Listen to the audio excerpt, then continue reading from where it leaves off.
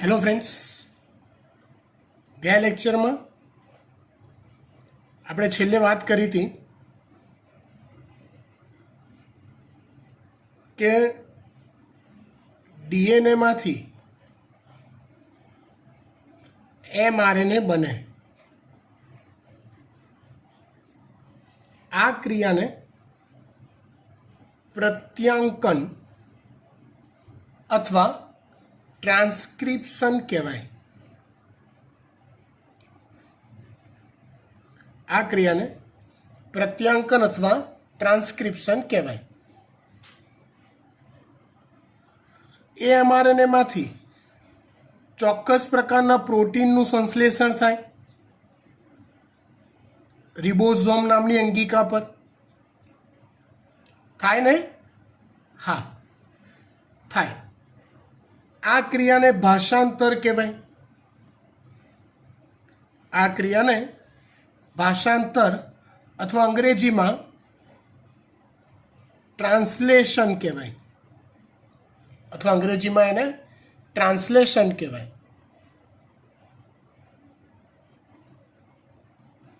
સમજો, ડીએનએમાંથી એમઆરએનએ બનવાની વાત કરીએ. પહેલાં તો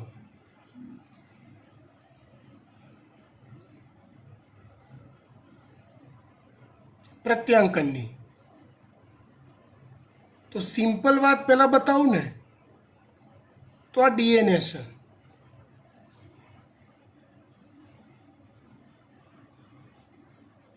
તો ડીએનએમાંથી એમઆરએનએ બને ને, એ પ્રક્રિયામાં ડીએનએની કોઈ એક જ શૃંખલા એ ટેમ્પલેટ તરીકે વર્તે.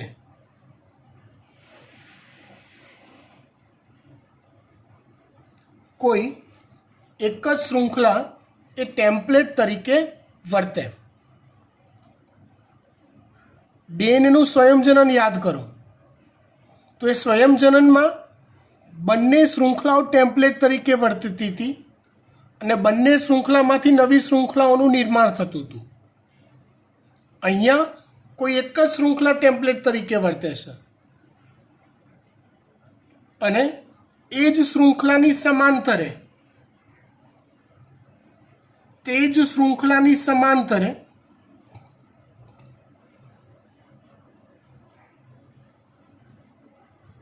નવી આરએનએની રિબોન્યુક્લિક એસિડની શૃંખલા તૈયાર થાય.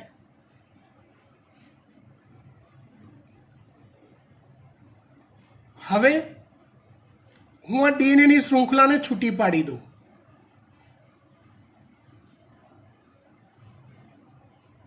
આ શૃંખલાઓ છૂટી પડી ગઈ. માની લો કે આ શૃંખલા એ નવા આરએનએનું નિર્માણ કરે છે. આ શૃંખલા તો એને હું ટેમ્પલેટ કહી દઈશ. થિયરી થોડી કોમ્પ્લિકેટેડ થશે, પણ ધ્યાન આપશો તો બહુ મજા આવે એવી છે. આ ટેમ્પલેટ શૃંખલા થઈ ગઈ. તો એ સિવાયની જે શૃંખલા છે ને, એને કોડિંગ શૃંખલા કહેવાય છે. કોડિંગ, કોડ ધરાવતી હોય એવી. અને ટેમ્પલેટ શૃંખલાને અનુરૂપ નવી એમઆરએનએની શૃંખલાનું નિર્માણ થાય છે.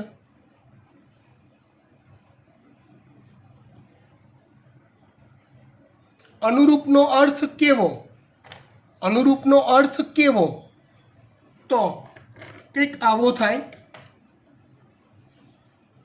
ધારો કે આ ટેમ્પલેટ શૃંખલા આ એની સમાંતરે તૈયાર થયેલી એમઆરએનએની શૃંખલા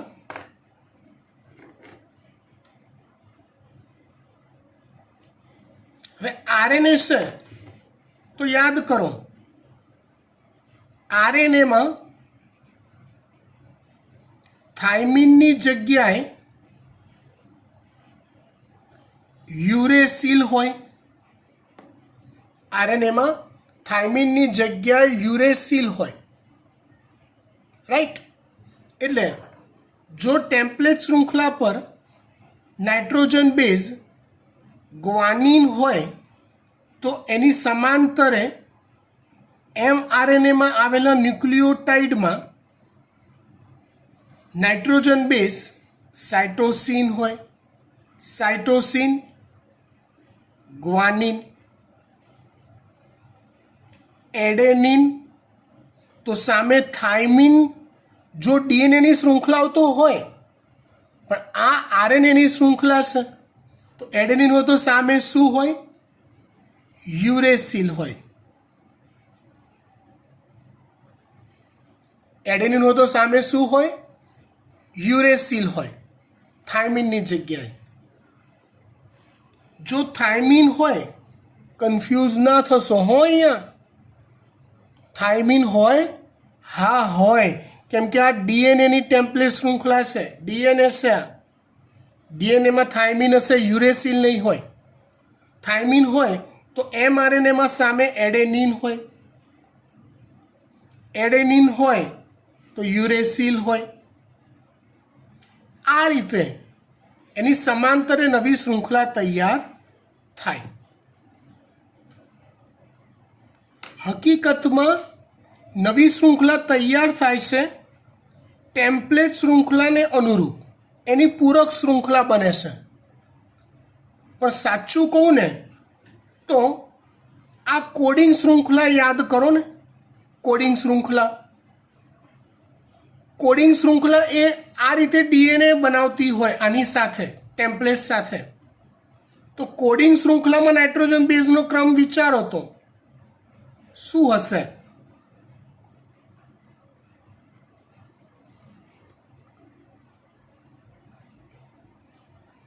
તો કે mRNA જેવો જ હોય, ખાલી યુરેસિલની જગ્યાએ થાઇમિન હોય.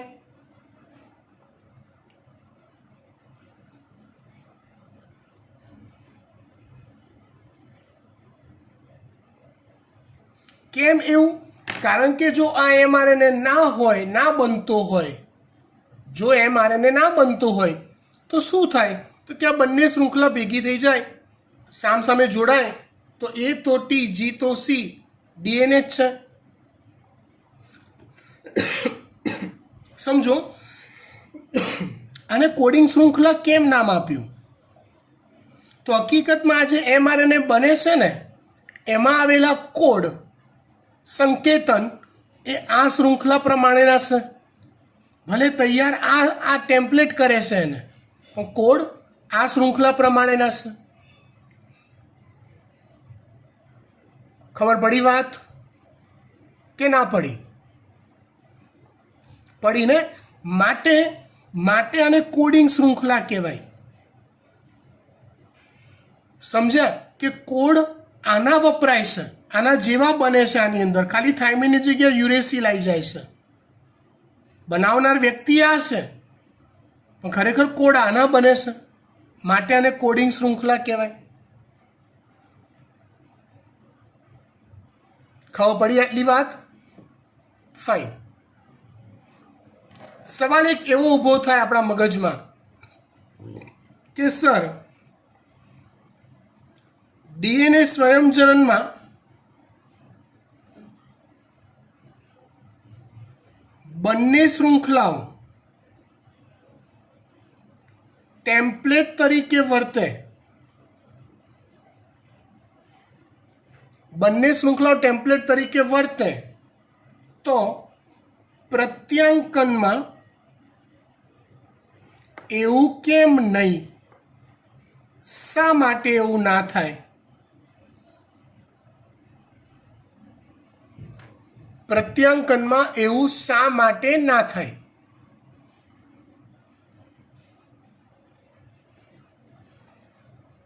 સમજાવો.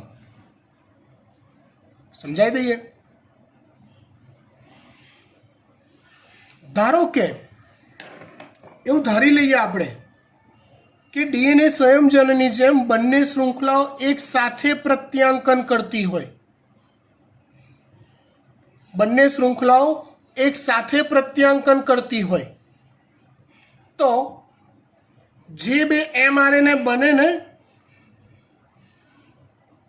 આ એક અને આ બીજો, આને સમાંતરે બી એક mRNA બનશે, આને સમાંતરે બી એક બીજો mRNA બનશે. એ બંનેના નાઇટ્રોજન બેઝ જે હશે ને,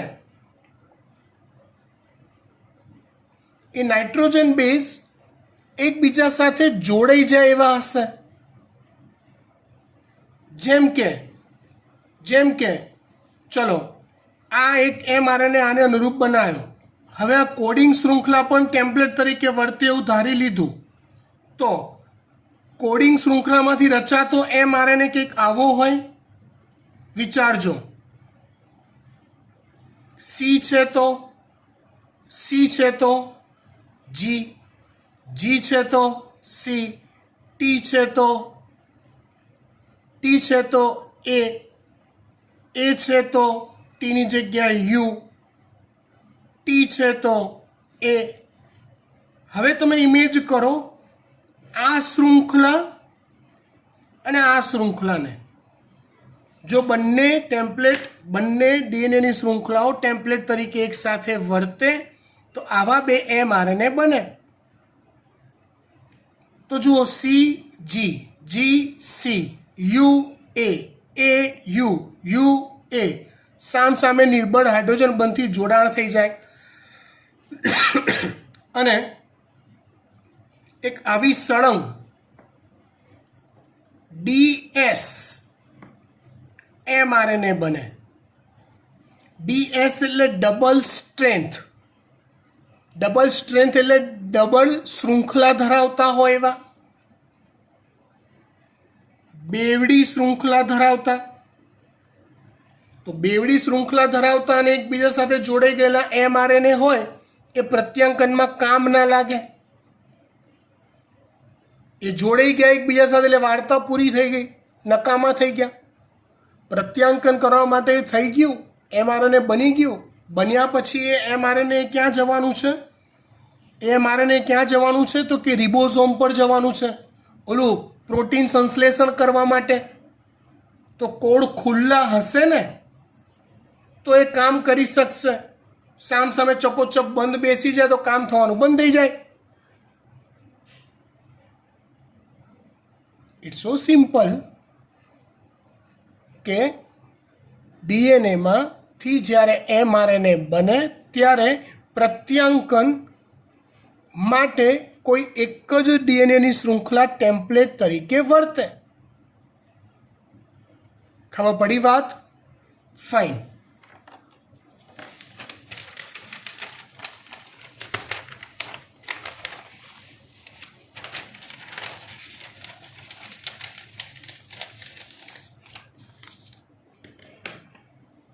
લખી કાઢીએ આ વાતને પહેલાં, કેમ કે નીટ માટે ઇમ્પોર્ટન્ટ પોઈન્ટ છે. ડીએનએમાંથી mRNA બને ત્યારે જો બંને શૃંખલાઓ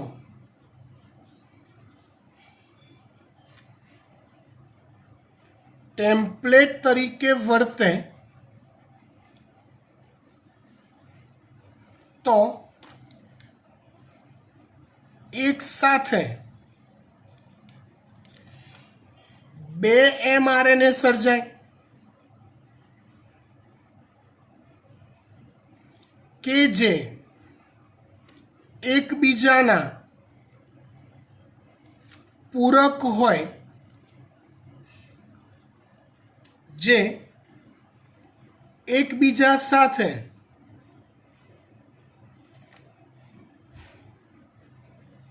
નિર્બળ હાઇડ્રોજન બંધથી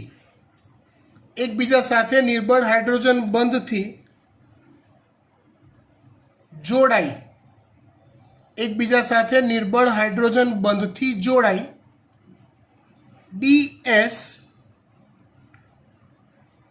RNA બનાવે. માટે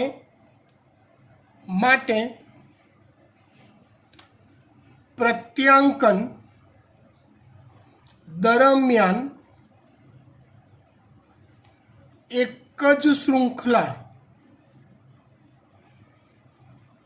mRNA શૃંખલા રચાય.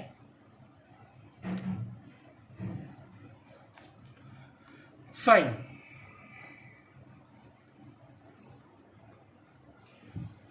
હવે વાતને થોડીક આગળ લઈ જઈએ. ધારો કે જગ્યા બહુ ના રોકાય એટલે હું આડું ડીએનએ દોરું છું. ધારો કે એક આખો આ ડીએનએ છે.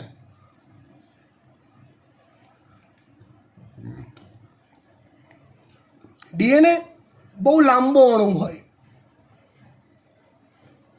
તો એ ડીએનએ પૈકી કોઈ એક ચોક્કસ ભાગ હોય કે એટલા ભાગનું જ પ્રત્યાંકન થતું હોય. માની લો કે આટલા ભાગનું જ પ્રત્યાંકન થાય છે કોઈ એક શૃંખલાનું જ, જેનું પ્રત્યાંકન જે પ્રત્યાંકન કરે છે એને ટેમ્પલેટ શૃંખલા કહીશું અને બીજી શૃંખલાને કોડિંગ ક્રમ કહીશું તો કોડિંગ શૃંખલા કહીશું. આટલી શૃંખલાનું પ્રત્યાંકન થાય છે તો એ શૃંખલાને સિસ્ટ્રોન કહેવાય છે. એ શૃંખલાને સિસ્ટ્રોન કહેવાય. કોને કહેવાય? તો કે ડીએનએની જેટલા ટુકડાનું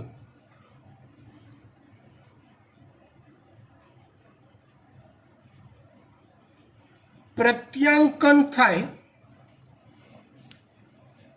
તેને સિસ્ટ્રોન કહેવાય.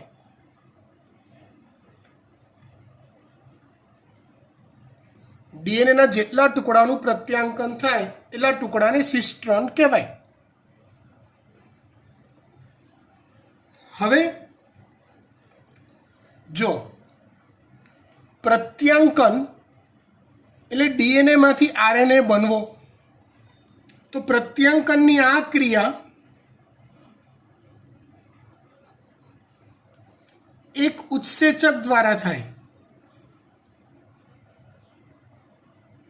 જેનું નામ છે આરએનએ પોલિમરેઝ. કયો ઉત્સેચક છે? RNA polymerase. હવે તમને જો યાદ હોય તો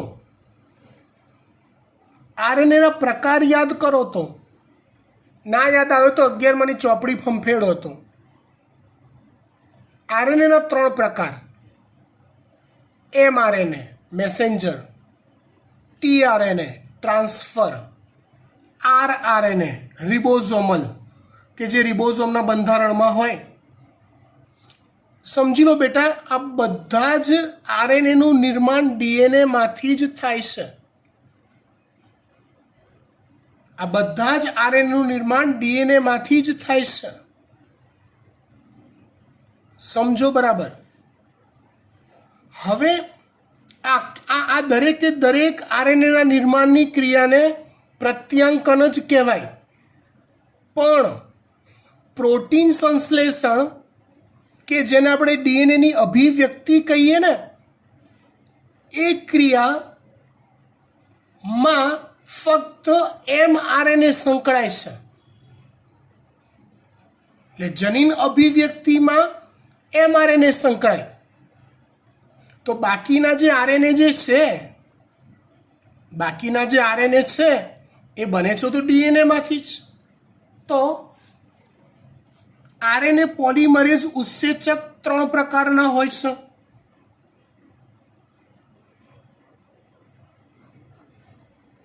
કયા કયા? તો એક આરએનએ પોલિમરેઝ 1,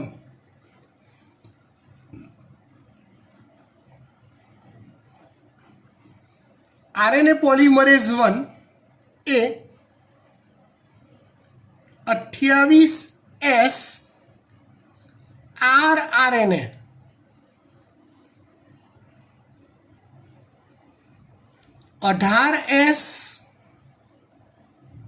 rRNA અને 5.85S rRNA ના નિર્માણમાં સંકળાય છે.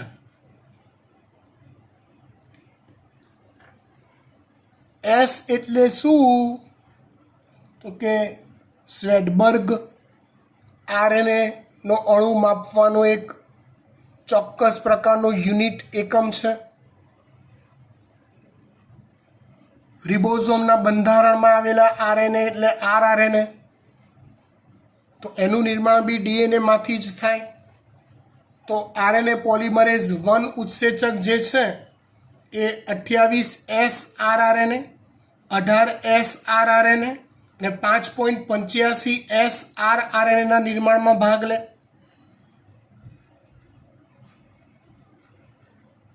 આરએનએ પોલિમરેઝ 2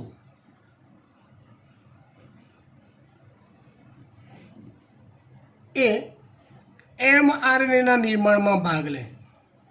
મતલબ અહીંયા આપણે કીધું પ્રત્યાંકનનું કામ જે છે એ કામ આરએનએ પોલિમરેઝ ઉત્સેચક કરે છે, રાઈટ. પણ આપણા કામમાં જે અત્યારે આપણે અભિવ્યક્તિ જનીનની જોવી છે એમાં આરએનએ પોલિમરેઝ 2 કામમાં આવશે, જે mRNAનું નિર્માણ કરે છે. એ સિવાય ત્રીજો પ્રકાર બી છે, આરએનએ પોલિમરેઝ 3. કયો? આરએનએ પોલિમરેઝ 3, જે tRNA અને 5S rRNA નું નિર્માણ કરે છે. tRNA અને 5S rRNA નું નિર્માણ કરે છે. આવા 3 પ્રકારના આરએનએ પોલિમરેઝ હોય. આપણે એ ત્રણેયના કાર્ય યાદ રાખવા જરૂરી છે. વાત કરીએ પ્રત્યાંકનની શરૂઆતની.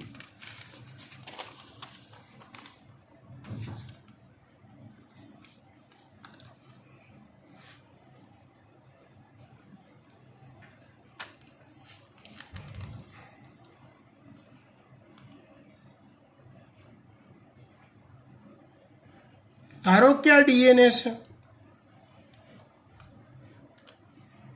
અને આટલો ભાગ જે છે એ ધારો કે એનું સિસ્ટ્રોન છે કે જેનું પ્રત્યાંકન થવાનું છે. સમજો વાત બરાબર. ડીએનએ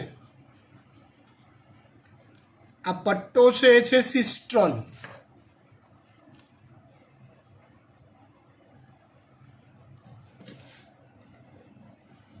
એક મસ્ત વાત કહું, કોષનું યાર કાર્ય બહુ જોરદાર છે. તમે સમજો તો ખરા. એક ઇમેજિનેશન કરો. ડીએનએ જેમાં ઘણા બધા ન્યુક્લિયોટાઇડ હોય, સળંગ ક્રમમાં ગોઠવાયેલા હોય, તો કઈ જગ્યાએથી પ્રત્યાંકનનું કામ શરૂ કરવાનું, કઈ જગ્યાએ પ્રત્યાંકનનું કામ પૂરું કરવાનું, તો કે અહીંથી શરૂ કરવાનું, અહીંથી પૂરું કરવાનું. તમે એટલે જોઈ શકો છો કેમ કે તમને આંખો આપી છે ભગવાને, અને તમને હું આટલો મોટો ડીએનએ દોરી આંગળાથી બતાવું છું ને અત્યારે, એટલે તમને ખબર પડે છે કોષમાં આ કામ કેવી રીતે થતું હશે. કેવી રીતે થતું હશે? ઢગલાબંધ ડીએનએ, એમાંથી કોનું અભિવ્યક્તિ વ્યક્ત કરવાની એ શોધવાનો, એમાંથી એનો સિસ્ટ્રોનનો ક્રમ શોધવાનો, એ શોધીને એટલામાંથી mRNA બનાવવાનો. બાપરે બાપ,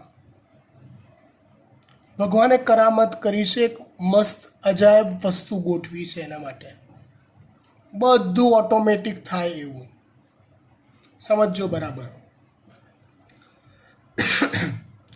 આ સમગ્ર પ્રક્રિયાને 3 તબક્કામાં વહેંચી શકાય. એક પ્રારંભ, પ્રત્યાંકનનો પ્રારંભ, બીજું છે પ્રલંબન, એ પ્રત્યાંકનનો મિડલ પાર્ટ, અને ત્રીજું છે સમાપ્તિ, એટલે પ્રત્યાંકનનો એન્ડ, વાર્તા પૂરી થઈ જવી પ્રત્યાંકનની. વાત કરીએ પ્રારંભની, તો એક કારક છે. કારકને તમે વન ટાઈપ ઓફ ઉત્સેચક કહી શકો, જેનું નામ છે સિગ્મા કારક. હું શીખવાડવા જઈ રહ્યો છું પ્રત્યાંકનની પ્રક્રિયાની શરૂઆત કેવી રીતે થાય.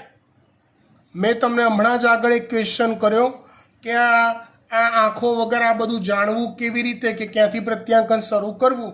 તો એ ક્યાંથી પ્રત્યાંકન શરૂ કરવું એમાં મદદરૂપ થાય છે આપણને કારક, જેનું નામ છે સિગ્મા કારક.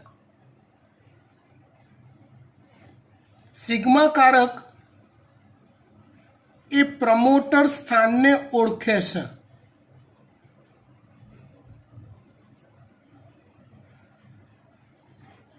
પ્રમોટર સ્થાન એટલે શું? પ્રમોટર સ્થાન એટલે શું?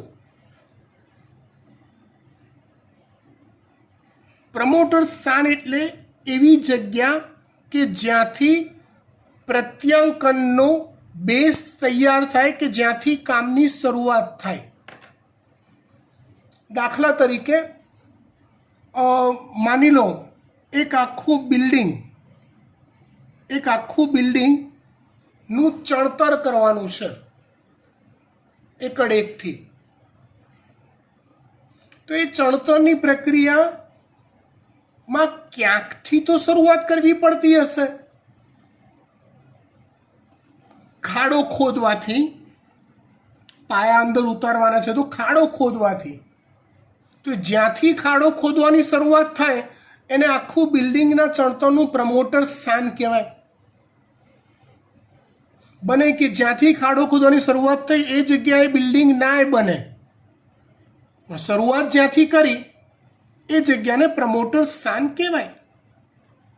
સેમ વે પ્રમોટર સ્થાન એટલે શું? તો કે જે સ્થાને થી પ્રત્યાંકનની કાર્યવાહી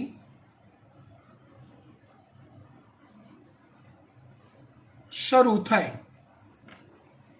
જે સ્થાનેથી પ્રત્યાંકનની કાર્યવાહી શરૂ થાય એને પ્રમોટર સ્થાન કહેવાય.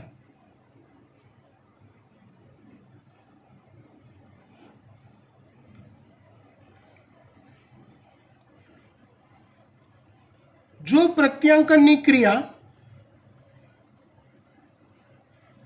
આદિ કોષ કેન્દ્રી કોષમાં થાય, શેમાં થાય? આદિ કોષ કેન્દ્રી કોષમાં, તો પ્રારંભિક બિંદુ, મતલબ અહીંથી જો પ્રત્યાંકન શરૂ થાય તો આ બિંદુને પ્રારંભિક બિંદુ કહેવાય. પ્રારંભિક બિંદુથી પ્રમોટર સ્થાન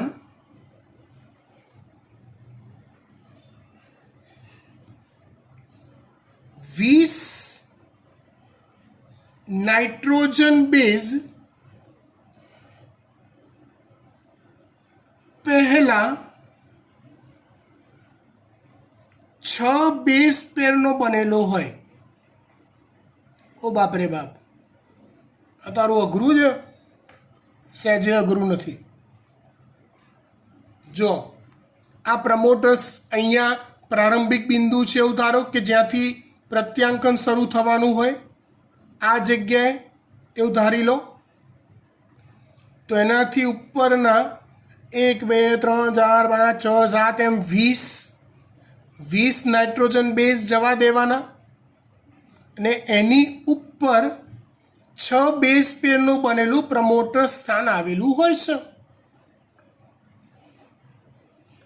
જે T A T A A T આવું હોય છે. આદિ કોષ કેન્દ્રી કોષમાં મગજને એલર્ટ અને ખુલ્લું રાખો. આપણે વાત કરી રહ્યા છીએ પ્રત્યાંકનની, ડીએનએમાંથી એમઆરએનએ બનવાની ક્રિયાની. વાત કરીએ છીએ એના પાયાની, એની શરૂઆતની. તો શરૂઆત કરે છે માં મદદ કરે છે સિગ્મા કારક. તો સિગ્મા કારક એ પ્રમોટર સ્થાનને ઓળખવામાં મદદરૂપ થાય છે. પ્રમોટર સ્થાન એટલે શું? તો કે જ્યાંથી પ્રત્યાંકનની ક્રિયાની કાર્યવાહીની શરૂઆત થાય એ જગ્યાને પ્રમોટર સ્થાન કહેવાય.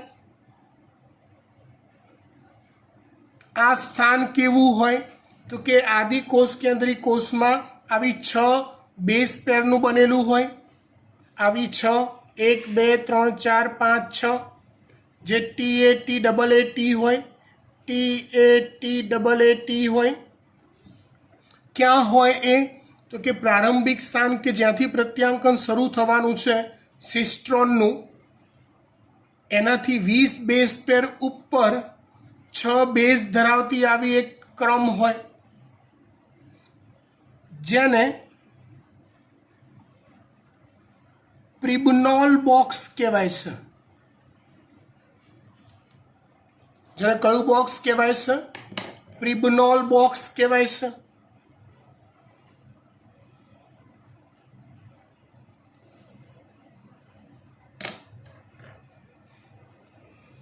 આવું જ સુકોષ કેન્દ્રી કોષમાં એટલે આપણા કોષોમાં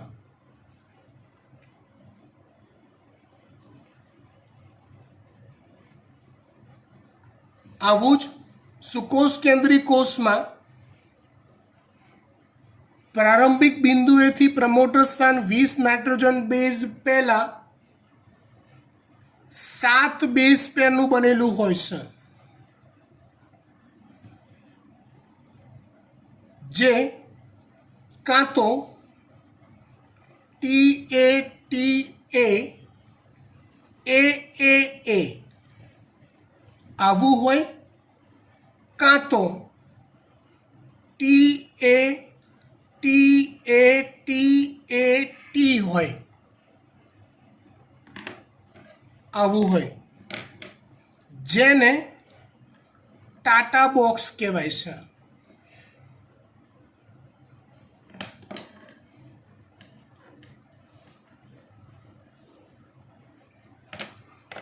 થોડીક ઊંચી વાત થઈ ગઈ. આ તમે તમારી જાતને જીનેટિક એન્જિનિયર ધારી લો. ધારવામાં શું જાય છે આપણું?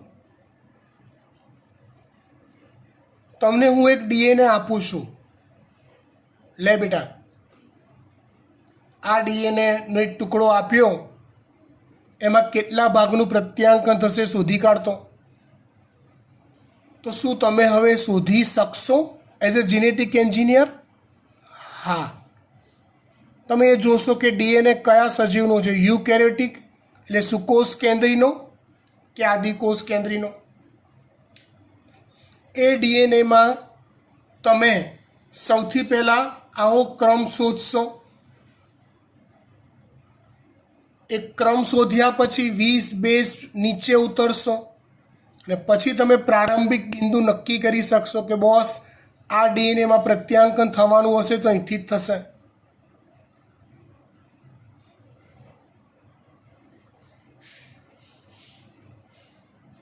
ખબર પડી વાત? ફાઇન. વાત એવી છે કે આ જે સિગ્મા કારક છે એ આ પ્રમોટર સ્થાનને, આ લોકોને ઓળખે એવો હોય છે. એટલે થાય એવું કે સિગ્મા કારક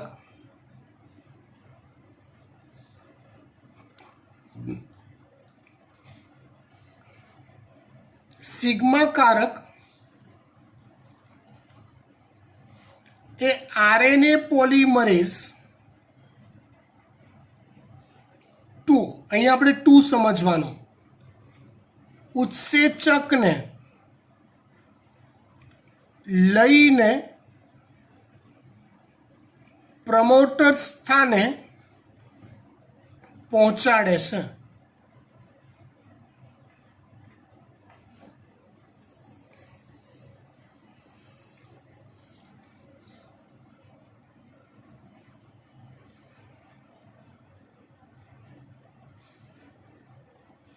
એ પહોંચાડ્યા પછીનું કામ આરએનએ પોલિમરેઝ સંભાળી લેશે, જેમાં સૌથી પહેલાં જેટલી સિસ્ટ્રોન શૃંખલા છે ને એની વચ્ચેના નિર્બળ હાઇડ્રોજન બંધ છૂટા પડે છે.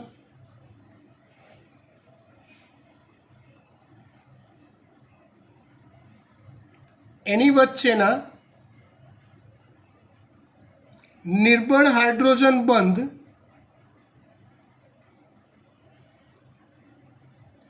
છૂટા પડે છે. કોઈ એક શૃંખલા ટેમ્પલેટ તરીકે વર્તે, બીજી શૃંખલા કોડિંગ તરીકે વર્તે. ટેમ્પલેટ શૃંખલાને અનુરૂપ આરએનએ પોલિમરેઝ એ નવી શૃંખલાના નિર્માણનું કામ શરૂ કરે.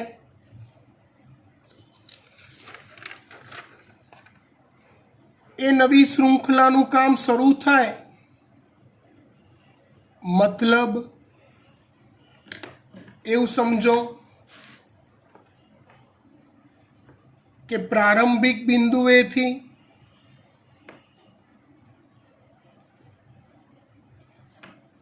નવી શૃંખલાનું નિર્માણ શરૂ થાય.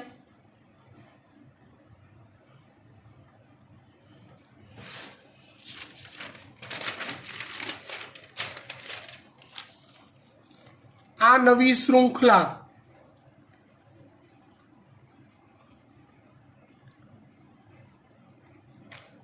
નું નિર્માણ 5' to 3' દિશામાં જ થાય. સિસ્ટમ હવે ડીએનએના સ્વયંજનન જેવી પણ અહીંયા નવી શૃંખલા આરએનએની બનાવવાની છે, એટલે રિબોન્યુક્લિયોટાઇડ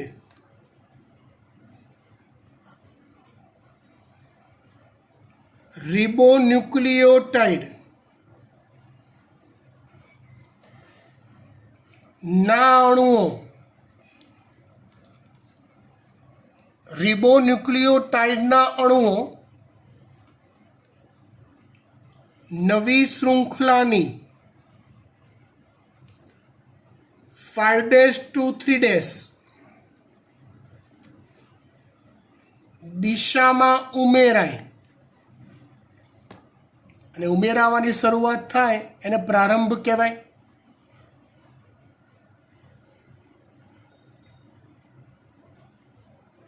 ખબર પડે છે વાત? ત્યાર પછી પ્રલંબન, જેમાં નવા અણુઓ રિબોન્યુક્લિયોટાઇડના નવા અણુઓ એ 5' to 3' દિશામાં ઉમેરાય અને ફોસ્ફોડાયએસ્ટર બંધથી જોડાય.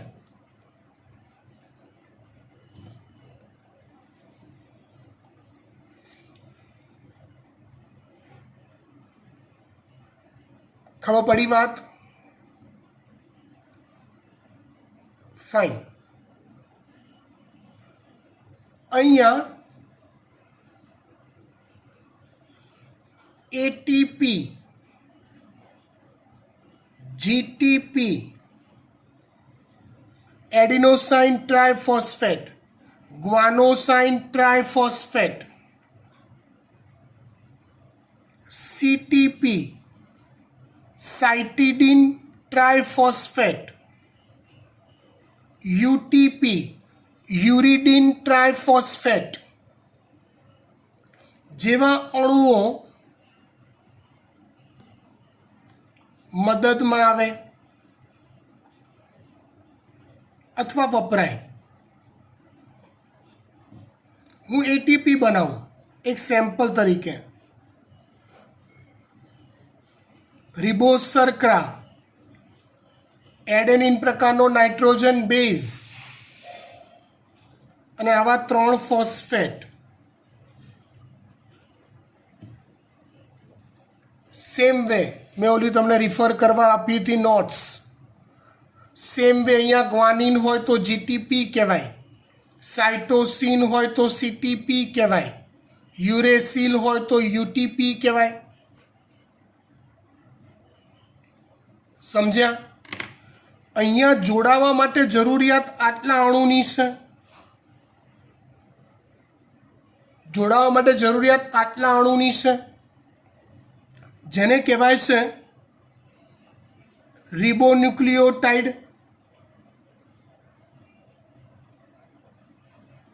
તો આ બંધ તૂટશે, આ બે બંધ તૂટશે, આ બે ફોસ્ફેટ છૂટા પડશે, કામનો અણુ મળશે જે આરએનએની શૃંખલામાં જોડાશે. જોડાવા માટેની ઉર્જા આ બે છૂટા પડેલા બંધમાંથી મળશે. શક્તિસભર બંધમાંથી. આ રીતે પ્રલંબનનું કામ આગળ વધે. વાત આવે છે સમાપ્તિની.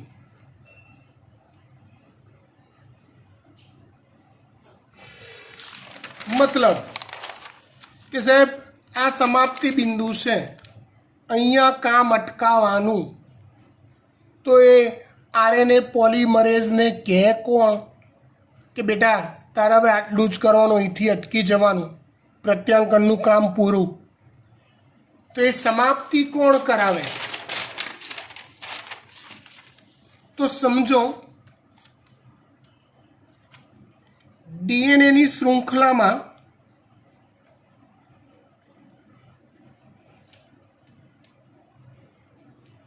સમાપ્તિની પ્રક્રિયા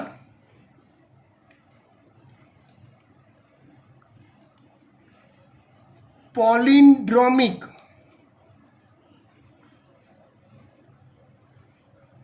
શૃંખલા દ્વારા થાય છે.